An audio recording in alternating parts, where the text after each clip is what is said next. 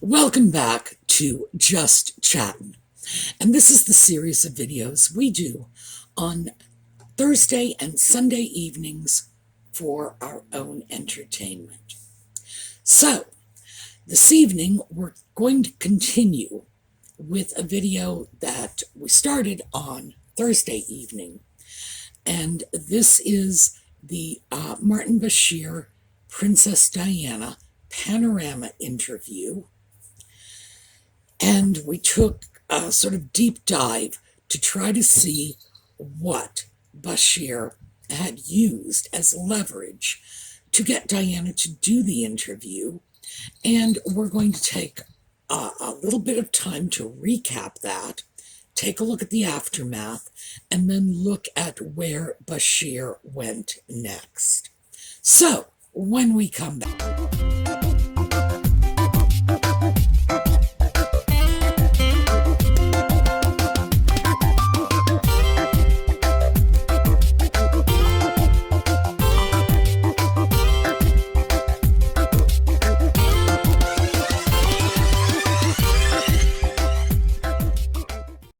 Okay, quick recap. I'm going to try to encapsulate everything we covered last Thursday in a few minutes so that, you're not going to have to go back, look at another video just to refresh your memories. The story starts in late August of 1995, August 31st. So, coincidentally, exactly 2 years to the day before Diana's death. Martin Bashir, who is a journalist for the BBC, goes to Charles Spencer, Earl Spencer, Diana's brother, and says, "Hey, I don't want an interview. I just want to share with you some information I picked up that may be of interest." Because Bashir is doing this as a BBC correspondent, Spencer is swayed by the credibility inherent in representing the BBC and agrees to meet him. First meeting, Bashir shows Spencer 2 receipts that allegedly prove Spencer's former head of security was on the take, that he was being bribed by the Murdoch publishing empire and the British Secret Service, James Bond, to dig up dirt. Well, Spencer immediately calls the BBC and says, "Hey, is this guy on the level?" And word comes back from the editor at the BBC, "Oh yeah, he's one of my best." So even though Spencer's first instinct is, "I don't really think I'm going to believe this," after hearing the recommendation from the BBC, he's like, "Okay, well, got to take it seriously." Has a second meeting. Second meeting, Bashir brings more documents. These documents show that Prince Charles and Princess Diana's staff is also being bribed. This is the point at which Bashir finally gets what he really wanted. Spencer arranges a meeting with his sister. September 19th, 1995, Diana and Spencer meet with Bashir, and Bashir begins spinning this fantasy tale that involves MI6 and hookers and foreign agents, and all of her people are on the payroll of somebody or other, and it's just, in the words of Earl Spencer, fantastical. At this point, Spencer just doesn't believe it anymore. He tells his sister, "I don't believe this anymore." And she says, "It's okay, Carlos." That's what she called him. "It's okay, Carlos. Just no hard feelings." However, she did believe it. And why is that? That is because she was under tremendous stress at the time. Absolutely tremendous stress. Her brother said she was unsettled. Her personal secretary said she was in a state of high anxiety. So people who were close to her and viewed her kindly were saying that she was not in a good place. Bashir begins to feed her paranoia. They had numerous secret meetings between the 19th of September and the 5th of November when the interview was filmed. And that gave him 7 weeks to fill her head full of fantastical conspiracies, to make her believe that her life was in danger, her children were going to be taken from her, etc., etc., etc. It's important to remember, and by the way, this is something I did not mention in the last video. It's important to remember, too, because I thought about this in retrospect and said, you know, her affair with Hasnat Khan had just started in late summer of 95. So at this point, Diana was also involved in an affair with a man that she said was like her one true love. But she'd said that many times before. But the point is, she believed it every time she said it. Now, people don't just say that if it's not their reality at the moment. So she had an affair, was having an affair with a man that she needed to keep that on the QT as well. Diana had a lot at stake here. She does the interview. The interview airs November 20th. Takes the whole world by surprise. No one saw this coming. They've been very careful, kept things very quiet. In the interview, Diana says, yes, I've had affairs. She accuses Charles of having affairs. She says that the palace was actively conspiring against her, that they've spread a story that she is unstable. They want to get her out of the way. Now, she believed this, and she certainly believed that Charles wanted to get rid of her so that he could marry the governess, Tiggy. Diana believed she was going to be set aside, and so was Camilla, that it was Tiggy Charles really wanted. So the stories were just all over the place, frankly. She said that if the queen passed on, retired, abdicated, that Charles should be bypassed in the line of succession. The crown should go directly to William. These were things that a Princess of Wales just can't say. So, not surprisingly, about a month after the interview comes out, the Queen sits them down and says, all right, enough of this patty cake.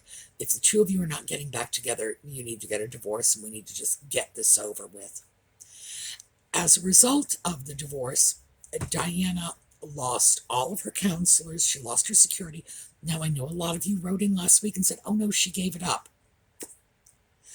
Well, if she gave up her security because Martin Bashir told her they were all in the employ of Rupert Murdoch and James Bond, did she really give it up voluntarily? No. No. I trace the loss of her security as well as the loss of her counselors directly back to the Bashir interview. The fact is, Diana was cut adrift. Her brother is right. There is a direct chain going from Bashir, the forged documents, bang, bang, bang, right up to Diana's death in Paris. Meantime, so that's what's going on for Diana. Meantime, for Bashir, as soon as the interview comes out, the guy who prepared the forged documents for him, who also had worked for the BBC, went to the BBC and said, hey, I prepared documents. I think they were used to secure this interview. Bashir lied about this repeatedly.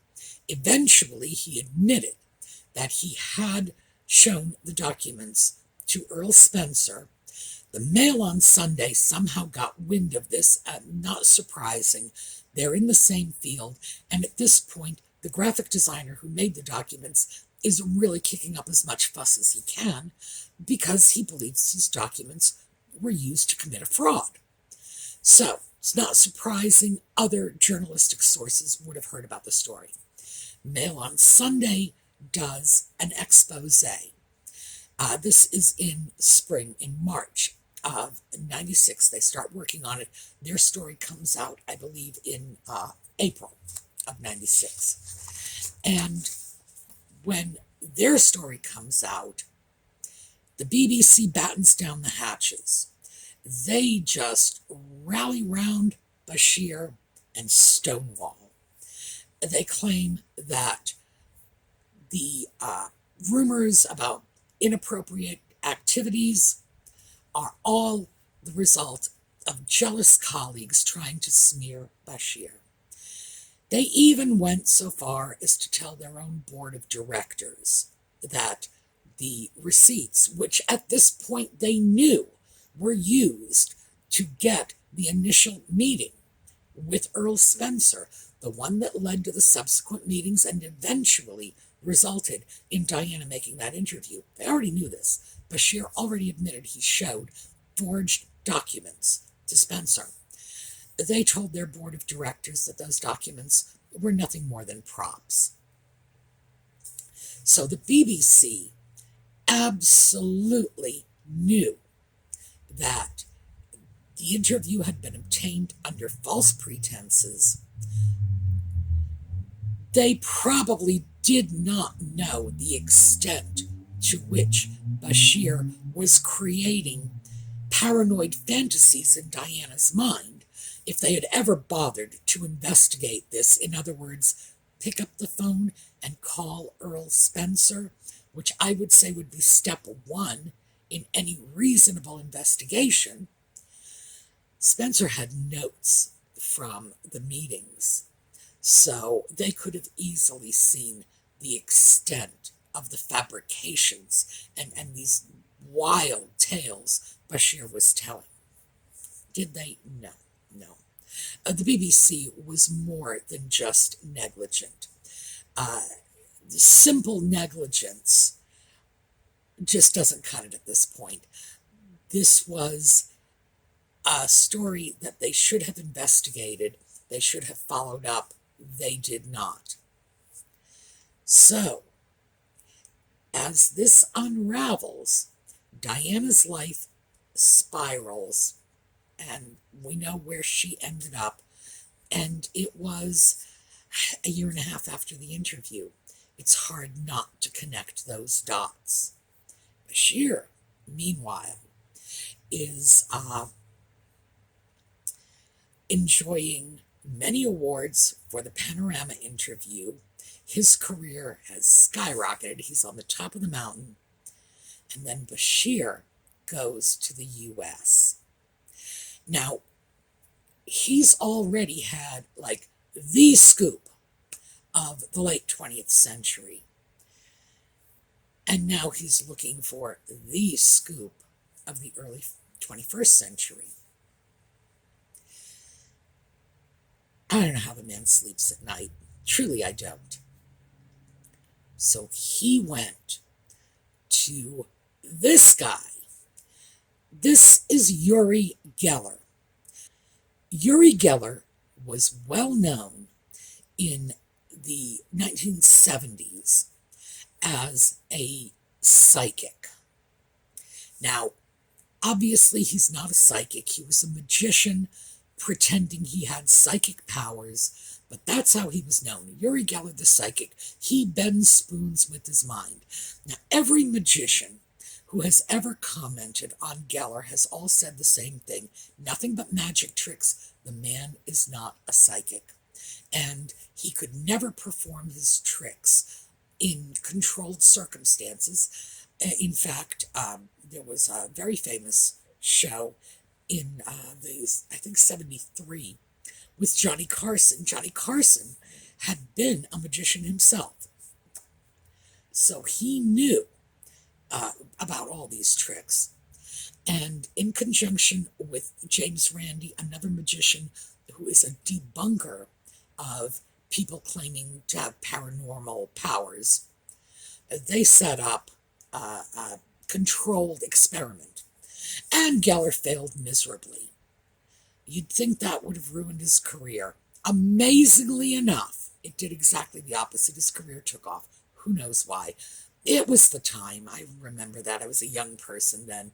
We were all pretty crazy. Anyway, he is a psychic.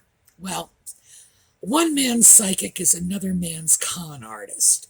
And that's how I would characterize him.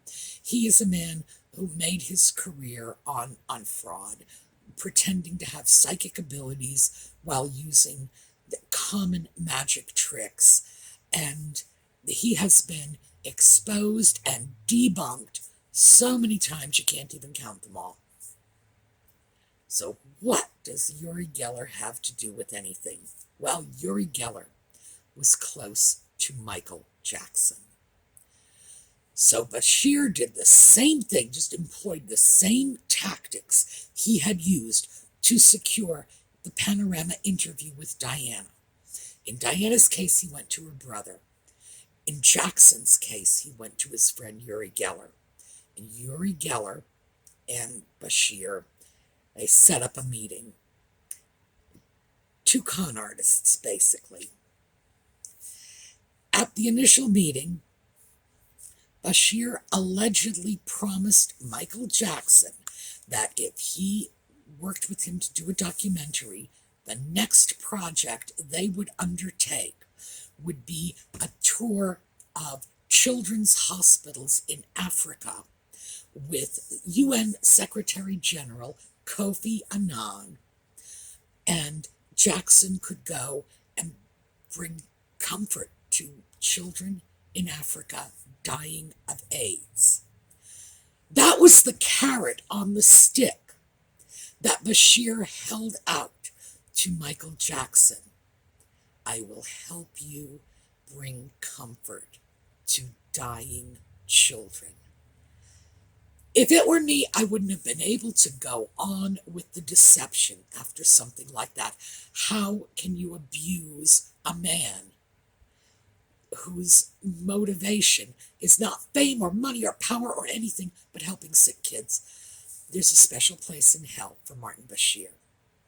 Anyway, Bashir spent something like 7 months between May of 2002 and January of 2003 filming Michael Jackson and his Neverland Ranch, produced a video that aired in February, on February 3rd of 2003, that painted Michael Jackson as a very crazy pedophile. I'm not prepared to comment on the very crazy part, but the pedophilia, well, the information shown in that documentary presented a strong enough prima facie case that California actually charged Jackson with 7 counts of child molestation and 2 counts of providing alcoholic beverages to underage children. In June of 2005, Jackson was acquitted of all charges. Now, he and his friends have said repeatedly that the documentary was skewed, that Bashir went in with an agenda, the agenda being to take down Michael Jackson, just as he had taken down Princess Diana. So he goes in with this agenda, cut out any favorable footage, and just stacked the deck against Jackson.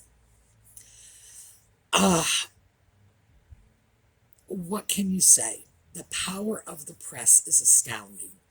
Even though Jackson was acquitted of all charges, he was still known at that point as a pedophile. Oh, and as a little postscript, Bashir testified at the trial when Jackson faced these charges, and he was, in fact, asked about that offer he made to Jackson to go and help children suffering from AIDS in Africa. and he refused to answer. So I think we can safely say that yes, he did lie to Jackson to get this interview. Michael Jackson's friends and family basically say this was the beginning of the end for Jackson. If you look up Michael Jackson, you will see that from the time that interview came out until the time of his death, he didn't make public appearances, he didn't create new work, he just fell apart.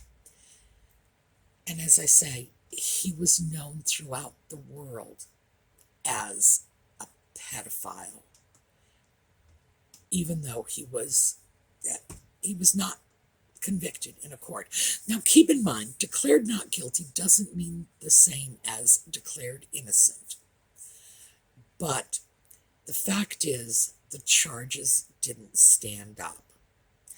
My personal belief, and I'm giving you this as my opinion, my personal belief, having worked with populations of adults who did not necessarily have normal childhoods, we'll just leave it there.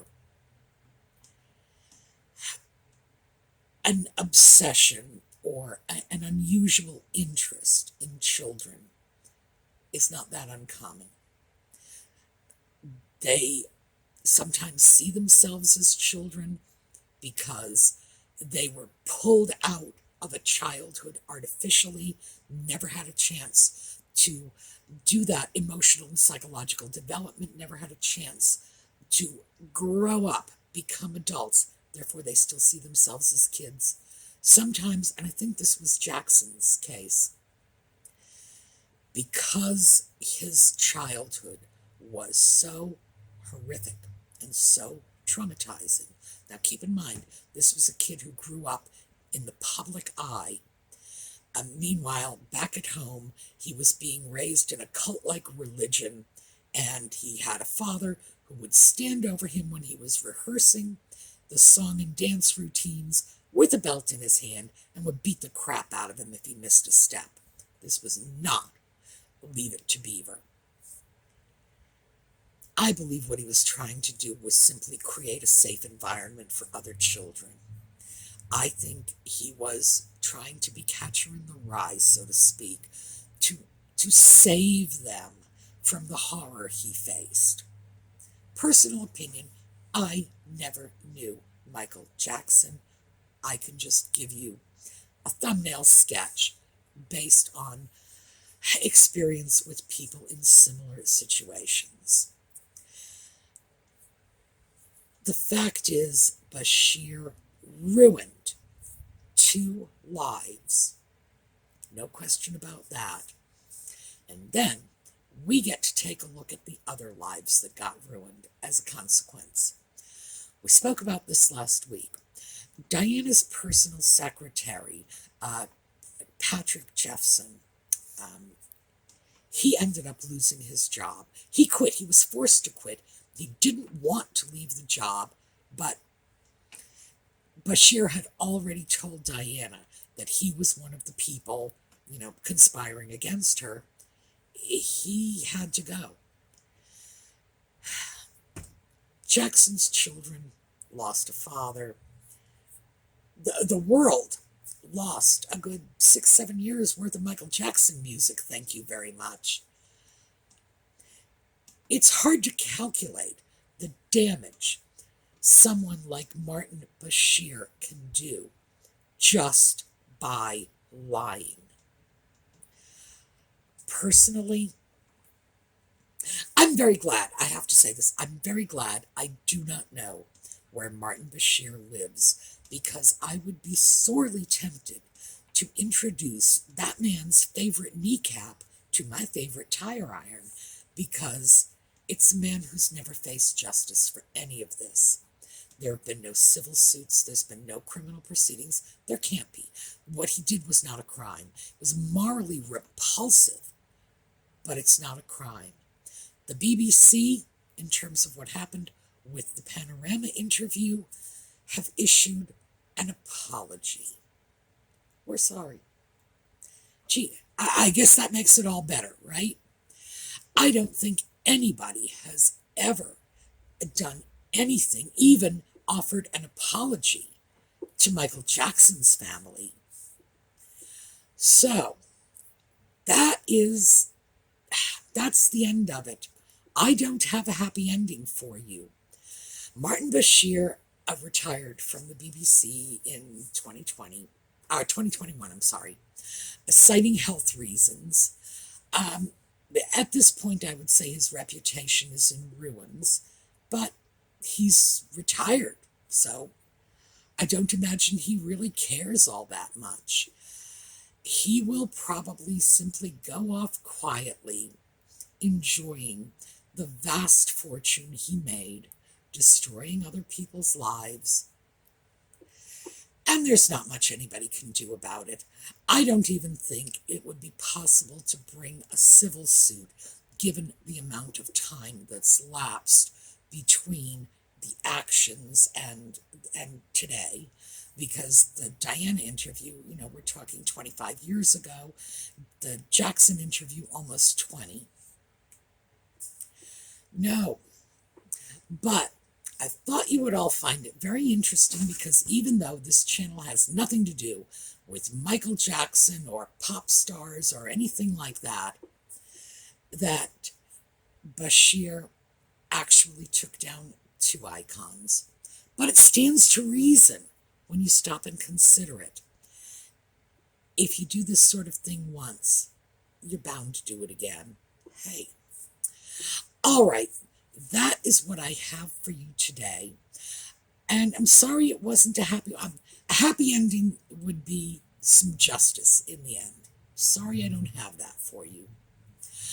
Meantime, we're going to clear the awful taste of this out of our mouths with a happy little slideshow. And then next week, we're going to go right back to Nutmeg and Ginger, because at least they're amusing. The story of Diana was just very, very sad. The story of Michael Jackson, again, very, very sad. So, take care of yourselves, and I will see you all next time.